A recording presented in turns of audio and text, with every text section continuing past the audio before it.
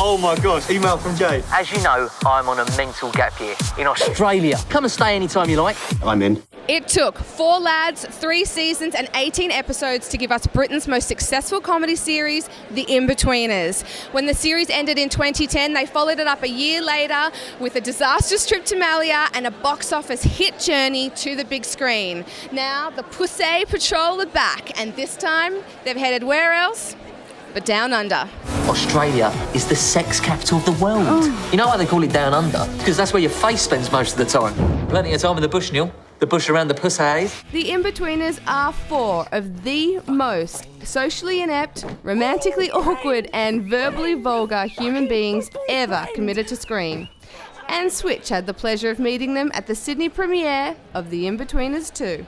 After spending months filming in our great southern land, what knowledge have the boys walked away with about Australia? 75% of koala bears have chlamydia. They do now. No, we do now know that. A lot of flies in the outback, we didn't know that. We knew it was hot, but we were not prepared for, there's just seemingly millions of flies just there in your eyes the whole time. That was weird. It's just weird to have animals crawling around your eyes.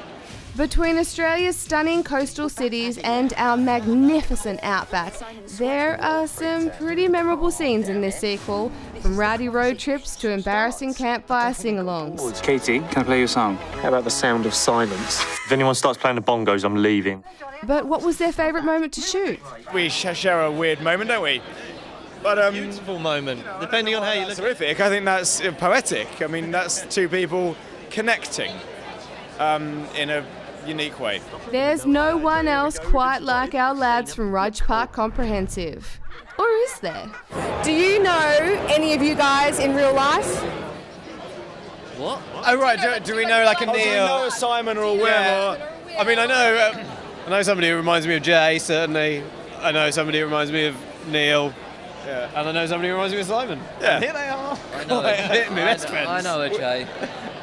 I don't know anyone as stupid as Neil. No, I don't think there's anyone quite as stupid as Neil. Those people who are stupid as Neil, roaming free in civilian life, I think they're institutionalised. Ian Morris wrote and directed the film, and there were plenty of highlights for him along the way. The lighthouse at dawn at Byron Bay was kind of pretty special, and also we shot a night at Sydney Harbour, and that was one of those things where it's the last day of shooting, and all the crew are Australian, and even they had kind of their cameras out and were taking photos, because you're just the view of Sydney Harbour at night is sort of so exceptional, so beautiful. Now the answer everyone wants to know, will they be back for round 3?